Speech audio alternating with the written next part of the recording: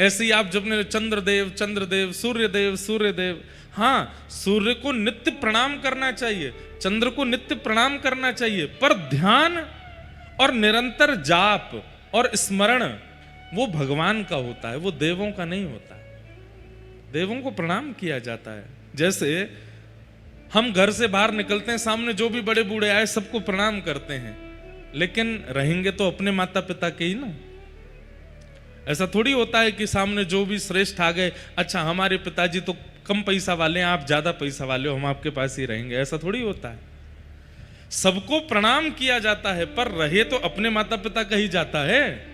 ऐसे ही हमारे माता पिता कौन है? साक्षात भगवान। हम कोई आपके चित्त में भेद प्रकट नहीं करना चाहते कि इनके प्रति भेद रखो, इनके प्रति भेद रखो, पर हम बस इतना कहना चाहते हैं कि देव नित्य आराधन के लिए नहीं होते, कभी कभी प्रणाम के लिए होते। नित्य आराधन, नित्य ध्यान, नित्य स्मरण वो तो भगवान का होता है। और भगवान कौन है?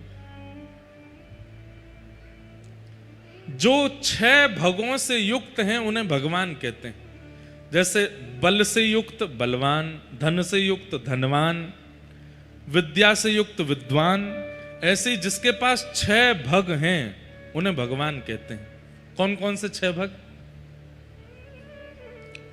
उत्पत्ति प्रलयम चैव भूतानाम अगति गति वेत्ति विद्याम अविद्याम च सवाच्यो भगवान इति।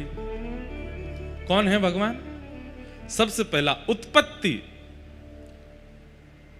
इस पृथ्वी का प्रारंभ किस समय हुआ ये जिसको पता है। सब लोग आंकड़े लगाते हैं लेकिन कोई नहीं जानता कि पृथ्वी कब प्रकट हुई है। सब लोग उस समय का वातावरण बता देते हैं कि तब ऐसा था ऐसा था ऐसा था, लेकिन स्पष्ट डेट टाइम कोई नहीं जानता है। ये जिसको पता है वो परमात्मा। पहली बात। प्रलयम चैव, इस पृथ्वी का और तीनों लोगों का संहार कब होगा, प्रलय कब होगा, ये जिसको पता है। अभी कुछ दिन पहले जब भारत पाकिस्तान के भी युद्ध हो रहे थे और भी बहुत कुछ हो रहा था, तो लोग बाग बोल रहे थे मई में, अब जुलाई में दुनिया खत्म हो जाएगी, आधी से ज्यादा दुनिया का ये हो जाएगा, ये हो जाएगा, ये हो जाएगा। लोग अपने आंकड़े लगा रहे हैं। अभी भी लगाया गया है कि भाई अभी चंद्र ग्रहण निकल के गया, कुछ दिन बाद सूर्य ग्रहण है, अभी है 21 तारीख को। भारत में नहीं है पर उसके आंशिक है और थोड़ी देर का पर है, और बहुत दिन बाद ऐसा हो रहा है, बहुत सालों बाद ऐसा हो रहा है कि बहुत जल्दी 15 दिन के अंदर ही सूर्य चंद्र ग्रहण हो रहे हैं। इसका भी आंकड़न लगाया जा रहा है कि इसका भी संकेत अच्छा तो नहीं है। बहुत सारे लोग अपनी अपनी भाव कहते आ रहे हैं और अपनी अपनी बातें कहते जा रहे हैं। वर्ष निकलता जा रहा है लेकिन प्रलय हो ही नहीं रहा। जनवरी के महीने में जितने भी एस्ट्रोलॉजर हैं भारत के, उनके सोशल अकाउंट देखो, वो पूरे साल का प्रेडिक्शन कर देते हैं। ये साल इन राशि वालों के लिए अच्छा होगा, इनके लिए बुरा होगा, ये होगा, वो होगा, फलाना होगा, ये होगा, ऐसा होगा, और ये साल ऐसा निकलेगा। पूरा साल निकल जाता, कुछ नहीं होता विशेष रूप से। बेचारी जिसकी राशि बहुत अच्छी बताई गई उसी के जीवन में ही कुछ हो गया होता है। तो इसलिए प्रेडिक्शन सब कर सकते हैं, अनुमान सब लगा सकते हैं, लेकिन कब क्या होगा ये केवल उन्हीं को पता है, वो है परमात्मा। उत्पत्ति प्रलयम चैव, जो उत्पत्ति की तिथि जानते हैं और प्रलय की तिथि जानते हैं, कब होगा प्रलय। अच्छा एक और बात, मानो किसी ने बिल्कुल 100% प्रेडिक्शन कर दिया कि इस साल के इस महीने के इतने बजे प्रलय हो जाएगा। मानो ठाकुर जी ने भी सोच रखा हो कि इसी साल के इतने बज के इतने मिनट पे मुझे प्रलय करना हो, किसी ने कह भी दिया कि ठाकुर जी इसी दिन करेंगे। ठाकुर जी के मूड के ऊपर कह देंगे नहीं अब नहीं करना, 4 दिन बाद करूंगा अब तो। क्यों? उनके लिए परिभाषा लिखी जाती। भगवान कौन है? कर्तुम अकर्तुम अन्यथा कर्तुम समर्थ ईश्वर, जो करने वाली वस्तु को भी ना करे और ना करने वाली वस्तु को भी कर दे। जो करने में समर्थ हैं उसको ना करे और जो करने में असमर्थ हैं उसको कर दे। इसलिए उनको ईश्वर कहा जाता। उनके ऊपर है वो कब कहां क्या पता आज रात की योजना बना रखी होगी, 12 बजते ही प्रलय करना है, आज ही हो सकता है। तो जिन्हें एग्जैक्ट डेट पता है उत्पत्ति की और प्रलय की, दो बात, उत्पत्ति प्रलयम चैव भूतानाम अगति गति, हम सब मानवों की, हम सब जीवों की गति और अगति जिनको पता है। गति और अगति, गति किसको कहते हैं? एक प्रकार से कह लो प्रॉफिट को, और अगति मतलब लॉस को। कई लोग बेचारे बिल्कुल शुभ मुहूर्त देख के बिल्कुल सही तरीके से फूंक फूंक के कदम रख के अपना व्यापार प्रारंभ करते हैं, फिर भी ठप हो जाता है। और कई लोग रात में सोची सुबह प्रारंभ किया, वो 4 महीने में ऊपर पहुंच गए। तो किसकी कहां गति है कहां अगति है कोई नहीं जानता। जिस कन्या को 6 महीना पहले पसंद किया था, 6 महीना में ऐसी लगने लगी कि महाराज इससे बढ़िया तो दुनिया में कोई है ही नहीं, और ब्याह के 4 महीना बाद पता चला कि हो गया कल्याण। केवल कन्या नहीं, पुरुष भी ब्याह से पहले तो ऐसे लग रहे थे कि महाराज ये तो नहाते हैं धोते हैं, बढ़िया इनमें से सुगंधी आती है। ब्याह के बाद पता चला 3 महीना हो गए नहाया ही नहीं है, केवल तौलिया से पहुंच के आ जाता है बाहर। तो कौन कैसा है, किसकी क्या गति है अगति है, किसके मन में क्या चल रहा है, ये जिसको परिपूर्ण रूप से पता है वो भगवान। कान पकड़ के क्षमा प्रार्थी होते हुए हम एक बात कह दें, दुनिया में कितनी भी बड़ी ताकत आ जाए लेकिन किसके मन में क्या चल रहा है ये कोई नहीं बता सकता। आप उसमें भी केवल अनुमान ही लगा सकते हो। पत्नी पूरा जीवन पति के साथ व्यतीत कर लेती है कितने रहस्यों को छुपा करके। पति पूरा जीवन 50वीं एनिवर्सरी बना रहे हैं दोनों, 50वीं एनिवर्सरी पर, अब की बार किसी की 50वीं एनिवर्सरी हो तो मेरी कही एक काम करना, तो जो बच्चे हों घर के वो कहना चलो दादी दादा ही बनेंगे 50वीं एनिवर्सरी पे। तो बोले अब हम आपको एक टास्क दे रहे हैं, क्या? दादाजी ऐसी कोई बात दादी को बताओ जो आपने पूरे जीवन नहीं बताई, और फिर दादी भी बताओ।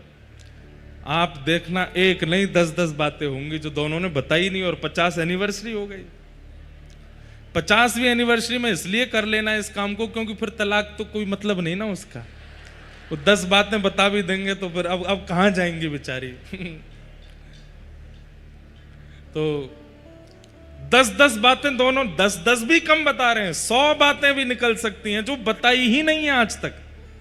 इतने रहस्यमय हैं हम लोग, हमसे ज्यादा रहस्यमय दुनिया में कोई नहीं है। हमसे बड़ा रहस्य, हमसे बड़ा वंडर इस दुनिया में कोई नहीं है। इस दुनिया के वो क्या बोलते हैं 8 अजूबे हैं, 9वें अजूबे हम हैं। हम सब के पास ऐसे ऐसे रहस्य हैं कि जो कोई नहीं जानता उसको, लेकिन ठाकुर जी सब जानते हैं, सब पता उनको A to Z एवरीथिंग। तो भूतानाम अगति गति और वेत्ति विद्याम अविद्याम च, जो विद्या और अविद्या दोनों के जानकार हैं।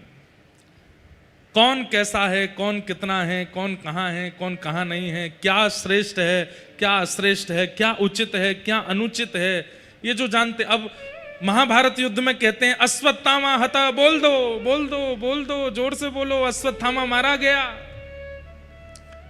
अब लोगों को यह लग रहा है कि भगवान झूठ बुलवा रहे हैं, युधिष्ठिर से कह रहे हैं कि अश्वत्थामा हता, बोल दो, अश्वत्थामा मारा गया।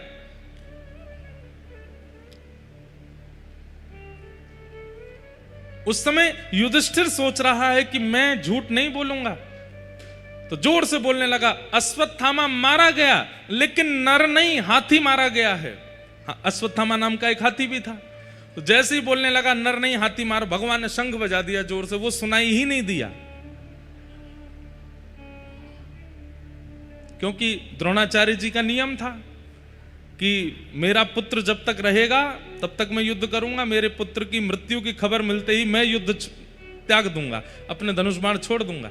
भगवान चाहते थे कि ये धनुष बाण छोड़े, तो युधिष्ठिर से बुलवाया कि बोल दो अश्वत्थामा मारा गया। अश्वत्थामा मारा गया बोलते ही वो स्पष्टीकरण भी कर रहा था, नर नहीं मरा है, हाथी मरा है। भगवान ने शंख बजा दिया, द्रोणाचार्य जी को सुनाई नहीं दिया कि हाथी मरा है। अब यहां पर हम लोगों को यह लगेगा कि भगवान ने यहां तो गलत किया, एक प्रकार का ये झूठ है, क्यों बुलवा रहे हैं युधिष्ठिर से। लेकिन नहीं, यहां ठाकुर जी पूर्ण धर्म का पालन कर रहे हैं। युधिष्ठिर अपनी तरफ से कह रहा है कि हाथी मारा गया, नर नहीं मारा गया। भगवान इसका स्पष्टीकरण कर देते हैं, बोले जो अश्वत्थामा कुनीति करता है, बालकों की हत्या करता है, दुर्विचार दुर्व्यवहार करता है, वो जीवित कैसे हो सकता है? उसका अंदर का इंसानत्व जो है, उसके अंदर का जो मानवता है, वो तो मर चुकी है ना। तो तुमको बोलने में क्या लज्जा आ रही है कि अश्वत्थामा मारा गया? भाई मैं जीवित हूं, लेकिन मेरे अंदर मानवता बिल्कुल जीवित नहीं है। मैं दया करता नहीं, किसी पर भी क्रोध करता हूं, किसी के साथ भी गलत व्यवहार कर लेता हूं, किसी के भी धन को हड़प लेता हूं, किसी के साथ भी कुछ भी व्यवहार कर लेता हूं। तो मैं नाम का मानव हूं, पर मेरे अंदर जो मानवता है वो तो मारी जा चुकी है ना। ठाकुर जी युधिष्ठिर से कह रहे हैं, बोले क्यों बोलने की जरूरत है कि हाथी मरा, मानव नहीं? बोले मैं झूठ नहीं बोलूंगा। अब अच्छा, अश्वत्थामा मानव भी मारा जा चुका है, क्योंकि उसके अंदर मानवता बची नहीं है। अब वेत्ति विद्याम अविद्याम च, कब कहां क्या कैसे करना है ये सब जानते हैं। सवाच्यो भगवान इति, वो भगवान है। और ये 6 के 6 लक्षण आपको किसमें दिखेंगे? श्री कृष्ण में दिखेंगे। ये 6 के 6 लक्षण पर ब्रह्म नारायण में है, और वही नारायण श्री कृष्ण रूप में प्रकट हुए हैं, वही नारायण राम रूप में प्रकट हुए हैं, वही नारायण नृसिंह रूप में प्रकट हुए हैं, वही नारायण वराह रूप में प्रकट हुए हैं। कई लोग ऐसा मान लेते हैं कि नारायण पूर्ण ब्रह्म हैं और ये जितने भी अवतार हैं ये सब उनके अंश हैं। नहीं, भगवान के 2 प्रकार के अवतार हैं, एक है अंशावतार और एक है पूर्णावतार। अंशावतार उनको कहा जाएगा जो पृथ्वी पर थोड़ी देर के लिए आए, लेकिन जिन्होंने पूरी लीला की है वो पूर्णावतार है। जैसे राम कृष्ण, ये भगवान के अंश नहीं है, भगवान ही पधारे हैं। लेकिन जैसे कूर्मावतार, मत्स्य अवतार, कच्छप अवतार, ये भगवान के अंशावतार। इसलिए भगवान कौन है? जो ये 6 भगवान से युक्त हैं वो भगवान है। और वही नारायण हैं तो कृष्ण वृंदावन में। लेकिन ठाकुर जी मन में ये सोच रहे हैं कि ये ब्रजवासी मोह प्रणाम ना करेंगे। मैं चाहे इनते कितनों कह लूँ, मैं जय जय हूँ, मैं भगवान हूँ, मोह प्रणाम कर लो, मोह वंदन कर लो, जे मोह प्रणाम ना करेंगे। एक बार ठाकुर जी ने किया भी, एक बार नहीं अनेक बार किया ऐसा। ठाकुर जी ने सब सखानते कही, बोले भैया तुम सबन ने एक सांची बात कहूं? बोले कहा, मैं भगवान हूं, मैं परमात्मा हूं।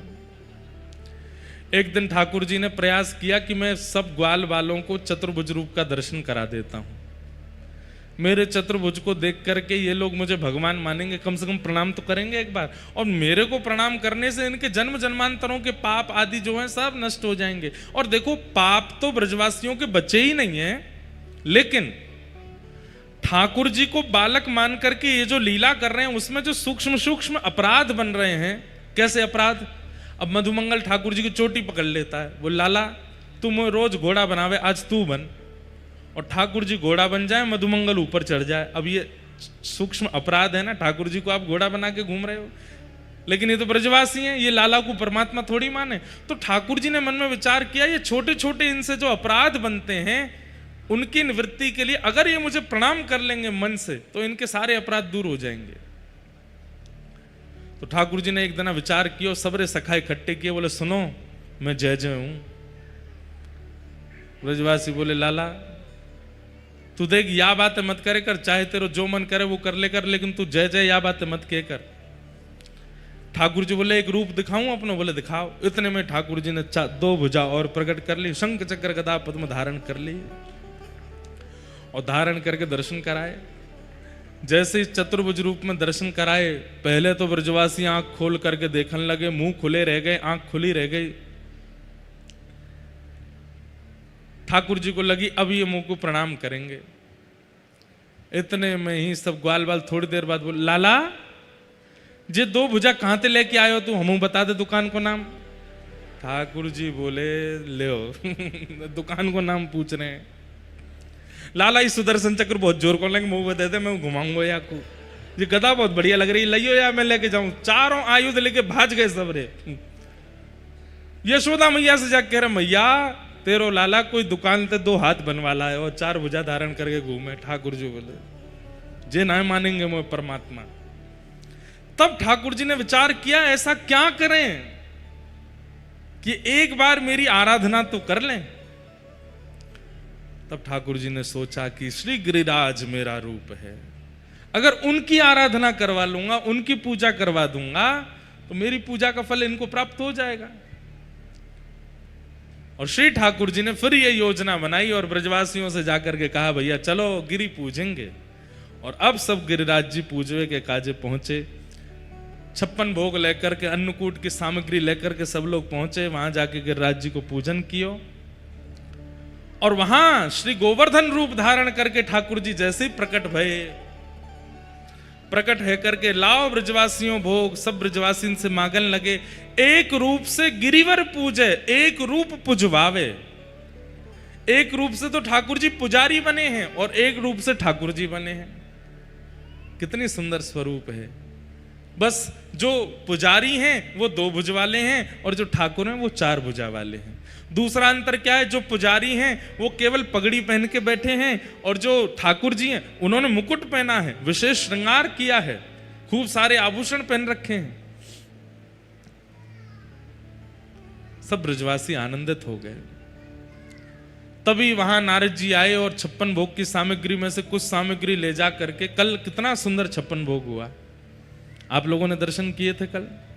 कई लोग तो बिना किए चले गए। कल कथा के बाद पीछे ठाकुर जी का 56 भोग मनोरथ हुआ। कितनी शुद्धता, कितनी पवित्रता से पूरा मनोरथ किया। देखो बंधुओं, अपने सुख के लिए जब हम उत्सव करते हैं ना तो हम शुद्धता, पवित्रता इन सब का ध्यान नहीं रखते। बस अच्छा बनना चाहिए, सब कुछ सबको दिखना चाहिए कि हमने ऐसा किया। लेकिन ऐसा कल नहीं था। बाकायदा सब हमारे ब्रज के, सब हमारे गिरिराज जी के सेवक जन आए, हमारे सब ब्रजवासी बंधु आए।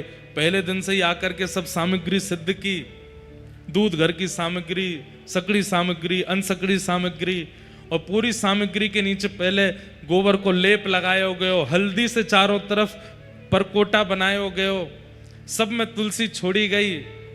बाकायदा जैसे आरती वंदन पूजन होना चाहिए वैसे कियो। ठाकुर जी के सन्मुख सामग्री पधराने के बाद में 4 पद गाए गए, तब तक पर्दा नहीं खोले गए, किसी को दर्शन नहीं होंगे। और जब ठाकुर जी ने आरोग्य ली फिर पर्दा खोल के सबको दर्शन कराए। कितने भाव से इसमें ठाकुर जी के सुख का विचार किया गया था उत्सव में, और यही होना चाहिए। कभी भी कोई भी उत्सव कीजिए, अपने सुख का विचार करके ठाकुर जी को मत तैयार करो, ठाकुर जी के सुख का विचार करो कि उनको सुख मिलेगा। आज नौका विहार है और आज ठाकुर जी नौका विहार करेंगे। अब देखेंगे जाके कैसी वहां आज भी ठाकुर जी के सुख का विचार होगा। हमने तो पहले ही कल भी कहा था नौका विहार का समय नहीं है, पर क्योंकि सारी नदियों में बाढ़ आ रखी है इसलिए नौका विहार हो जाएगा। वृंदावन में इतना पानी भर गया कि आधे से ज्यादा वृंदावन के लोग सब्जी मंडी भी नाव चला के ही जा रहे हैं। तो आधे से ज्यादा वृंदावन में जो ठाकुर जी बैठे हैं उन क्षेत्रों में, उनको भी कहीं जाना होता होगा तो नाव से ही जा रहे होंगे, तो उस बहाने नौका विहार चल रही है। उसी बहाने से आज यहाँ भी नौका विहार होगी। पूरा जो, अब उसको हम स्विमिंग पूल तो बोलेंगे नहीं, आज से वो सरोवर हो गया है। उस सरोवर का सारा पानी निकाला गया, पूरा उसको धो करके साफ करके उसमें पवित्र नदियों के जल डाले गए हैं, कमल पुष्प आदि सब पधराए गए। अभी हमने देखा नहीं है, देखूंगा मैं तो जाके। कथा के बाद आज नौका विहार का दर्शन होगा। ठाकुर जी के सुख का विचार करना चाहिए, उनको प्रिय लगे, उनको सुख लगे। तो नारद जी महाराज आए और 56 भोग की सामग्री में से कुछ सामग्री ले जाके इंद्र को पवाने लगे। इंद्र ने जैसे ही पाया बोला भैया कहां से लाए इतनी बढ़िया सामग्री? बोले कि ये तो व्रजमंडल में आजकल तुम्हारी पूजा बंद हो गई है, इंद्र की पूजा बंद हो गई है। कन्हैया ही 2 रूप धारण करके एक रूप से पूजा कर रहा है, एक रूप से पुजवा रहा है। तो वहीं से हमको लगा कि सामग्री बहुत बढ़िया बनी है, तुमको भी पवानी चाहिए। इंद्र को जैसे ही पता चला कि ब्रजवासियों ने मेरी पूजा बंद कर दी, मेघमालाओं को अब देखो, सब लोग इधर देखो, इंद्र ने क्या किया? मेघमालाओं को आज्ञा कर दी कि व्रजमंडल को डुबो दो। ये देवता करता है, भगवान ऐसा कभी नहीं करते। मेरे को भोग नहीं लगाया, मेरा श्रृंगार नहीं किया, मेरे दीपक नहीं जलाए, या मेरा ऐसा नहीं किया, तुमने ऐसा नहीं किया, अब देखो तुमको मैं कष्ट दूंगा। ये देवता करते हैं, ये भगवान नहीं करते। समझ में आ रही है बात? कई बार हम लोग ऐसा सोचने लगते हैं और कई बार हमें कई बड़े बड़े महापुरुष लोग बता भी देते हैं, तुम्हारे वो वाले देवता नाराज हो गए हैं, तुम्हारे ये वाले देवता नाराज हो गए हैं, तुम्हारी देवी नाराज हो गई हैं, तुमने ये नहीं किया, तुमने वो नहीं किया।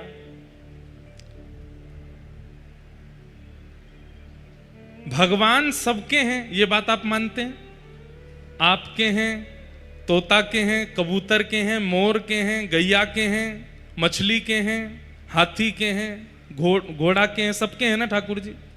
गधा के भी हैं, सबके ठाकुर जी हैं। 8 अरब तो केवल मानव हैं पृथ्वी पर, और उससे भी ज्यादा होंगे। और ये केवल 1/3 हिस्से में है पृथ्वी के। आधी से ज्यादा पृथ्वी तो पानी से ढकी है, उसमें जितनी मछलियां हैं उनके भी ठाकुर जी हैं। आकाश में उड़ने वाले पशु पक्षियों के भी ठाकुर जी हैं, जंगल में रहने वाले हिंसक जीवों के भी ठाकुर जी हैं। और इतने बड़े पृथ्वी के हिस्से को ठाकुर जी पता क्या कहते हैं? मेरे शरीर में जितने रोए हैं, प्रत्येक रोए में करोड़ ब्रह्मांड हैं, एक ब्रह्मांड में एक पृथ्वी होती है। ध्यान से सुनिएगा,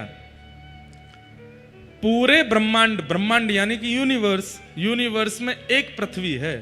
ऐसे करोड़ ब्रह्मांड भगवान के एक रोए में हैं। तो सिर के एक बाल से लेके पैर तक कितने ब्रह्मांड हैं और कितनी पृथ्वी हैं हमें पता ही नहीं है। और प्रत्येक पृथ्वी के प्रत्येक व्यक्ति की भगवान फिक्र करते हैं। इतने विशाल इस ब्रह्मांड में, इतने विशाल इस यूनिवर्स में, करोड़ों यूनिवर्स में मेरे दीपक ना जलाने से भगवान को कोई फर्क पड़ेगा? उन्हें तो पता भी नहीं होगा कि मैं और आप कोई हैं भी। पता तो उनको है, पर उनको कोई फर्क नहीं पड़ता।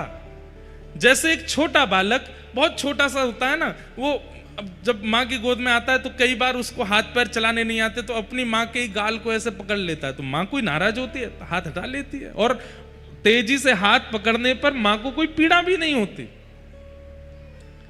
ऐसे ही इस संपूर्ण ब्रह्मांड में ठाकुर जी कब कहां किस रूप में विलास कर रहे हैं, हमें तो उसका सुख होना चाहिए। जय हो।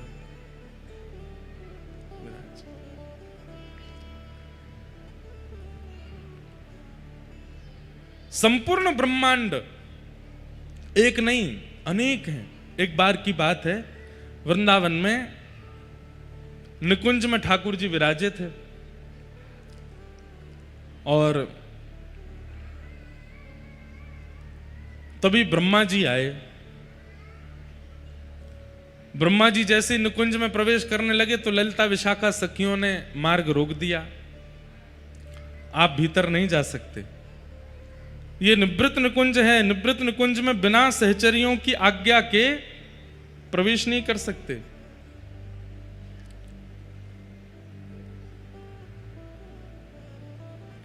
हमारे श्री हरिदासी परंपरा में एक भाव गाते हैं, कुंजी नित्य विहार की श्री हरिदासी पास। कुंजी कहते हैं चाबी, चाबी नित्य विहार की। ठाकुर जी का जो नित्य विहार चल रहा है, जिस स्थान पर विहार चल रहा है, वहां की जो चाबी है वो किन के पास है? बोले श्री हरिदास जी के पास है, या हरिदासियों के पास है। हरिदास जी कौन है? श्री ललिता जी के अवतार। श्री ललिता जी हरिदास जी के रूप में आई हैं। मतलब ललिता विशाखा की आज्ञा के बिना ब्रह्मा भी निवृत्त निकुंज में प्रवेश नहीं कर सकते। तो ब्रह्मा जी आए और आकर के जैसे निवृत्त निकुंज में प्रवेश करने लगे, वृंदावन में प्रवेश करने लगे, तो ललिता विशाखा जी ने द्वार रोक दिया, आप भीतर नहीं जा सकते, अभी ठाकुर जी का नित्य विहार चल रहा है। तो ब्रह्मा जी व्यंग में हंस करके बोले आपको भी पता नहीं है मैं कौन हूं। ललिता जी बोली कौन हूं आप? बोले मैं ब्रह्मा हूं। बोले अच्छा ब्रह्मा हो? कौन को रो रहो भैया? अरे मैया तेने का ठानी मन में, छोरा छोड़ दियो वन में। ऐसी जोड़ते रो रहा है। हम क्या बता रहे थे वो सुनो, बड़ी अच्छी बात है। तो ललिता जी बोली आप कौन हो? तो ब्रह्मा जी हंस करके बोले आप अभी हमें जानती नहीं हो, हम ब्रह्मा हैं। अच्छा क्या काम है आपका? बोले दुनिया बनाते हैं हम, सृष्टि पूरी हमने बनाई, और ये जिस निवृत्त निकुंज में हमको घुसने से मना कर रही हो ये भी हमने ही बनाया है, तुमको भी हमने ही बनाया, ये विशाखा भी हमने बनाई, सब हमने बनाए हैं, सब हमारी कृति है। अच्छा आप तो हमें रोक रही हो, लेकिन ठाकुर जी को अगर पता चल गया ना कि द्वार पर ब्रह्मा आया है, खुद दौड़ करके बाहर आएंगे मुझसे मिलने के लिए। ललिता जी बोले अच्छा आप इतने बड़े हो? बोले हाँ रुक जाओ मैं भी पूछ के आती हूं ठाकुर जी से। भीतर गई ललिता जी, चरणों में जाके प्रणाम किया, हे श्याम सुंदर मुझको क्षमा करियो, आपके नित्य विहार में मैं विघ्न डाल रही हूं। हे किशोरी जी मुझको क्षमा करियो, द्वार पे एक कोई ब्रह्मा आयो है और वो बड़ो हट कर रहा है भीतर आवे के काजे, और वो तो यूं तक कह रहा है कि आपको अगर पता चल गई कि वो द्वार पे खड़ो तो आप दौड़ के जाओगे वाकू लेवे। ठाकुर जी नित्य विहार से थोड़े देख के बोले कौन आए हैं द्वार पे? बोले ब्रह्मा आयो है। कौन सा ब्रह्मा? ललिता जी बोली वो तो यो कह रो कि भाई ने मैं बनाई हूं, भाई ने विशाखा बनाई, भाई ने सब ये बनायो है। ठाकुर जी बोले वाह ब्रह्मा ते जाके यो कहियो मेरे एक रोए में करोड़ों ब्रह्मांड हैं, एक ब्रह्मांड का अधिपति एक ब्रह्मा होता है, मेरे एक रोमकूप में 1 करोड़ ब्रह्मांड हैं, तो 1 करोड़ ब्रह्मा तो एक रोमकूप में है। अब सिर से लेके नीचे तक जितने रोए हैं गिन लो, एक रोए में 1 करोड़ ब्रह्मा है। इतने करोड़ ब्रह्मा तो मेरे अंग में, ये कौन से ब्रह्मांड को ब्रह्मा ये पूछ के आओ। मेरे आगे वाले रोए को ब्रह्मा है, ब्रह्मांड को ब्रह्मा है, कि पीछे वाले को है, कि सिर वाले को है, कि पैर वाले को, ने पूछ के आओ। ललिता जी बोली अभी जाऊं। ब्रह्मा जी बाहर खड़े हैं, ललिता जी आई तो ब्रह्मा जी आपने मेरा परिचय दिया? बोले हाँ परिचय तो दिया, उन्होंने कुछ पूछा है वो बताओ। बोले क्या पूछा है? बोले ठाकुर जी के सिर से लेकर नीचे तक कितने रोए हैं आपको पता है? ब्रह्मा जी बोले ये किसको पता होता है? बोले नहीं आपने पूरी दुनिया बनाई, आपको पता तो होगी कितने रोए होते हैं। बोले लगभग 3-3.25 करोड़ के आसपास रोए होते हैं एक व्यक्ति के शरीर में। बोले अच्छा, तो ठाकुर जी कह रहे हैं मेरे एक रोए में 1 करोड़ ब्रह्मांड हैं, एक ब्रह्मांड का अधिपति एक ब्रह्मा होता है, आप कौन से वाले रोए में कौन से ब्रह्मांड के ब्रह्मा हो? वो ठाकुर जी पूछ रहे हैं। सुनते ही ब्रह्मा जी मूर्छित होकर गिर पड़े वहीं पर, और जब होश में आए तो बोले मेरे अलावा भी ब्रह्मा हैं।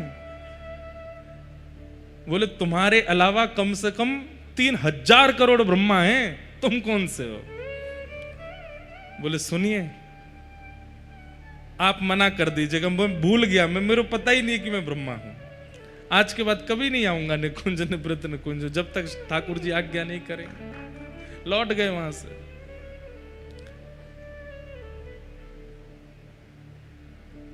जो ठाकुर जी इतने विस्तृत ब्रह्मांड को अपने अंग पर धारण करते हैं, वो ठाकुर जी छोटी छोटी बातों पर नाराज होंगे क्या आपसे? आपने आज आरती नहीं करी, आज आपने भोग नहीं लगाया, आज आपने शयन नहीं कराया, या आपने ऐसा किया या वैसा किया, इनसे देवी देवता नाराज होते हैं, ठाकुर जी नाराज नहीं होते। एक बात बोलें आपको, बहुत पते की बात, कितने भी बड़े संत को बुलाइए, कितने भी बड़े महापुरुष को बुलाइए, कितने भी श्रेष्ठ व्यक्ति को बुलाइए,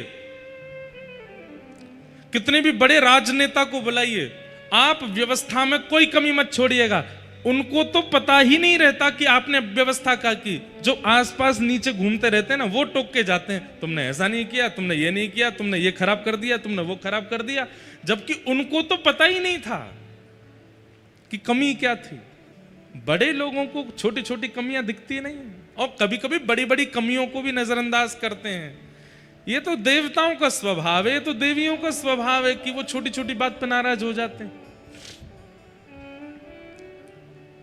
इंद्र केवल इस बात पे नाराज हो गया कि वर्षों से मेरी चली आई पूजा ब्रजवासियों ने बंद कर दी।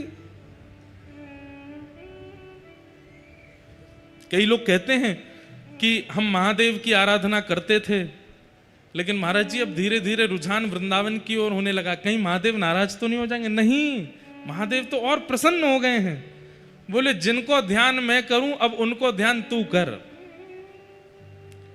जैसे किसी को घर में योग्य जान करके बड़े लोग अपनी पूंजी उसको दे देते हैं कि चलो अब तुम योग्य हो, ये लो, मेरी ये वस्तु अपने पास रखो। ऐसे ही महादेव जब अति प्रसन्न हो जाते हैं तब श्री प्रिया प्रियतम की सेवा प्रदान कर देते हैं। वो नाराज थोड़ी होते हैं। ये प्रतिस्पर्धा हम मानवों में होती है। अरे तुम अब तक मुझसे प्रेम करते थे, अब उससे करने लग गए, तुम अब तक मुझे ध्याते थे, अब उसको ध्याने लग गए, और इस बात से परेशानी हमको होती है, और हमारे जैसे नेक हमसे बड़े देवी देवताओं को होती है, भगवान को नहीं होती इससे परेशानी। इंद्र को क्रोध आया, मेघमालाओं को आज्ञा कर दी, जाओ जाकर के ब्रजमंडल पर इतनी वर्षा करो पूरा ब्रज डूब जाए। सांबर तक मेघमालाओं ने आकर के आक्रमण कर दिया। एक एक बूंद आकाश से हाथी के सूंड के बराबर गिर रही है।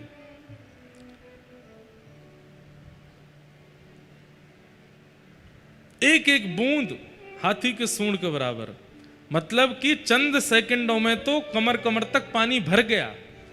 गड़गड़ करके आकाश में बादल गरजने लगे। सब ब्रजवासी त्राहिमाम करके दौड़ने लगे। हम तो पहले ही मना कर रहे जे इंद्र की पूजा बंद मत करो, लेकिन हमारी कोई ने नहीं सुनी, या नेक से छोरा की बात में आए करके और इंद्र पूजा बंद कर दी। देखो इंद्र नाराज है गयो, अब पूरे ब्रजमंडल को डुबाए देखो, सब मर जाएंगे, कोई नहीं बचेगा।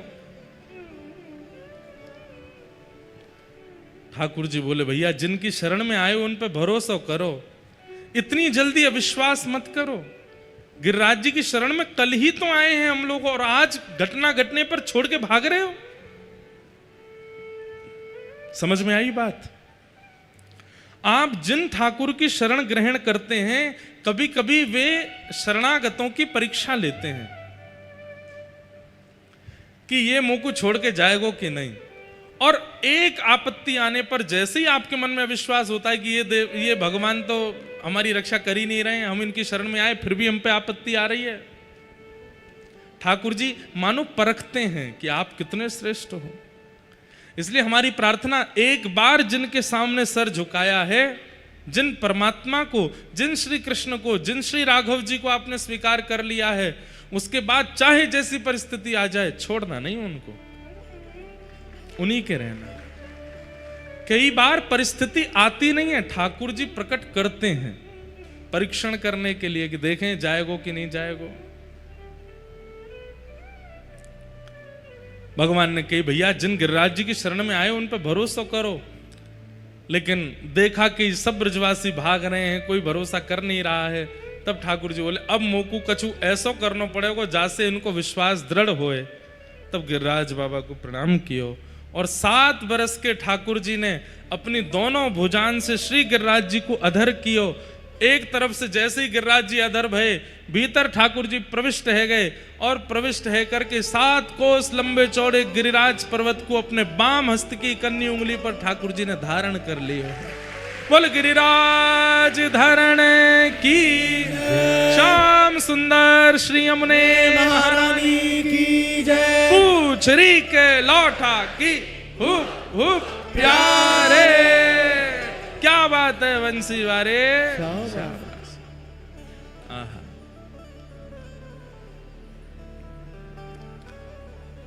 जैसे ठाकुर जी ने गिरिराज जी धारण किए, सब ब्रजवासी कहने लगे अरे देखो देखो देखो नंद जी के लाला ने गिरिराज उठा लियो, पहाड़ उठा लियो, पर्वत उठा लियो। सब ब्रजवासी नीचे पहुंच गए, अपनी अपनी छड़ी लगा करके सब खड़े है गए हैं। नख पे धार लियो गिरिराज नाम गिर धारी पायो है। नख पे धार लियो गिरिराज नाम गिरधारी पायो है। नख पे धार लियो गिरिराज नाम गिरधारी पायो है। नख पे धार लियो गिरिराज नाम गिरधारी पायो है। अरे हाँ धारी पायो है, नाम गिरधारी पायो है। हाँ गिरधारी पायो है, नाम गिरधारी पायो है। अरे हाँ धारी पायो है, नाम गिरधारी पायो है। हाँ गिरधारी पायो है, नाम गिरधारी पायो है। नख पे धार लियो गिरिराज नाम गिरधारी पायो है। नख पे धार लियो गिरिराज नाम गिरधारी पायो है। नख पे धार लियो गिरिराज नाम गिरधारी पायो है। नख पे धार लियो गिरिराज नाम गिरधारी पायो। गिरिराज धरण की जय।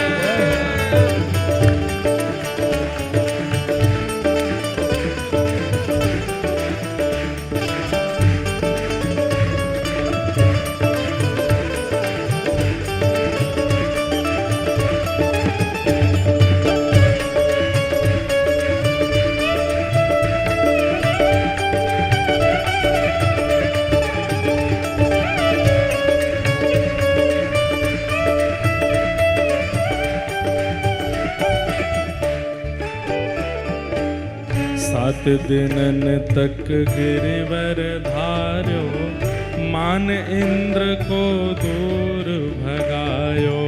सात दिनन तक गिरिवर धार्यो, मान इंद्र को दूर भगायो।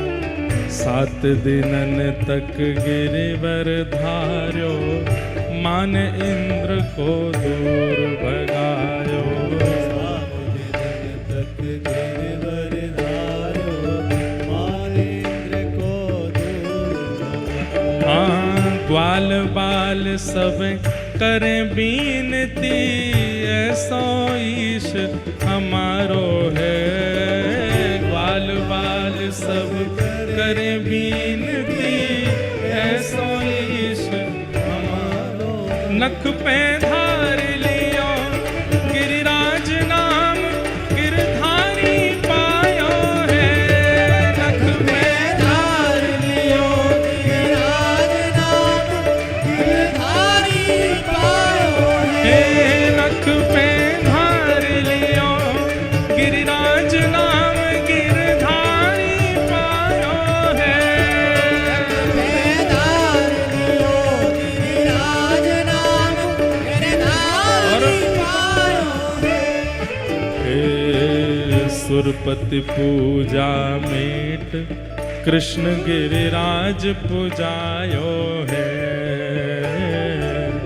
सुरपति पूजा मेट, कृष्ण गिरिराज पुजायो है।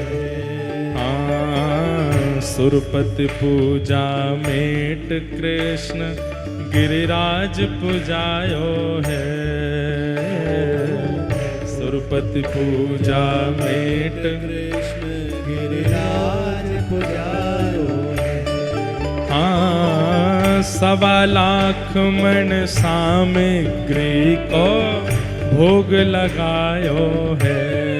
हाँ सवा लाख मन सामग्री को भोग लगायो अरे हाँ सवा लाख मन सामग्री को भोग लगायो है हाँ सवा लाख मन सामग्री को भोग लगायो हे नख पे धार लियो गिरिराज नाम गिरधारी पायो है नख पे धार लियो गिरिराज नाम गिरधारी पायो हे नख पे धार लियो गिरिराज नाम गिरधारी पायो है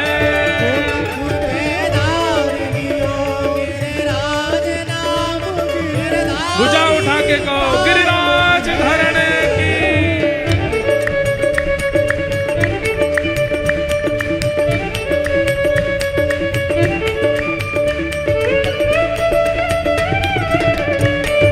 बुलंद के लाला की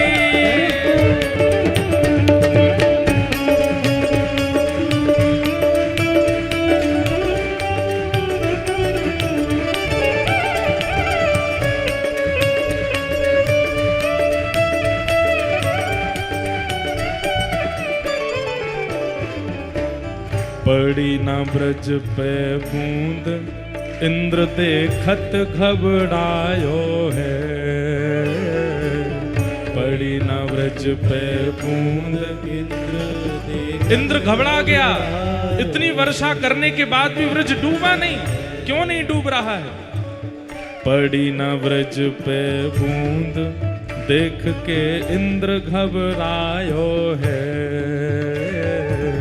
पड़ी न ब्रज पे बूंद इंद्र देखत घबरायो हाँ ब्रजवासी सब कहें धरण गिरिराज उठायो है हाँ ब्रजवासी सब कहें धरण गिरिराज उठायो अरे हाँ ब्रजवासी सब कहें कृष्ण गिरिराज उठायो है हाँ ब्रजवासी सब कहें कृष्ण गिरिराज उठायो ए नख पे धार लियो गिरिराज नाम गिरधारी पायो है नख पे धार लियो गिरिराज नाम गिरधारी पायो हे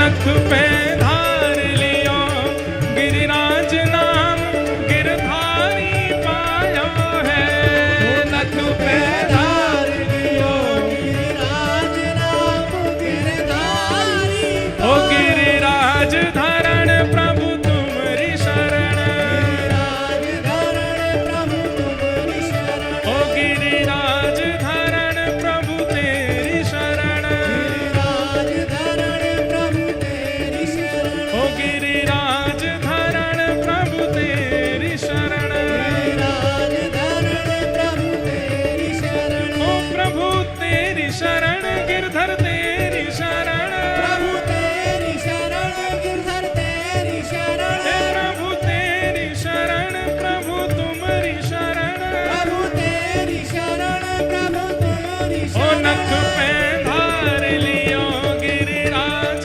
नाम गिरधारी पायो है नख पे धार गिरिराज नाम गिरधारी पायो बोल गिरिराज धरण की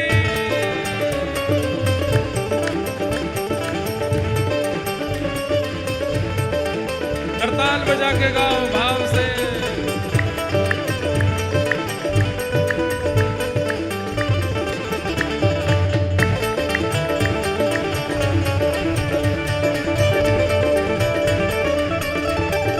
अच्छा सुनो एक बात मेरे मन में आ रही है मैं कह दूं इंद्र ने पहले दिनाते इच्छा तो खरगोन पे भी खूब करी वर्षा करवे की लेकिन यहाँ गिरवरधारी ऐसे ही खड़े हैं एक बूंद ना गिरी अभी तक और सुनो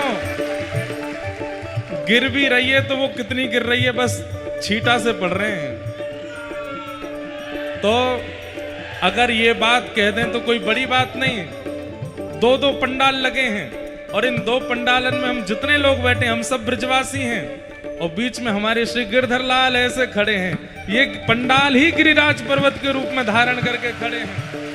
बोल गिरिराज धारण की।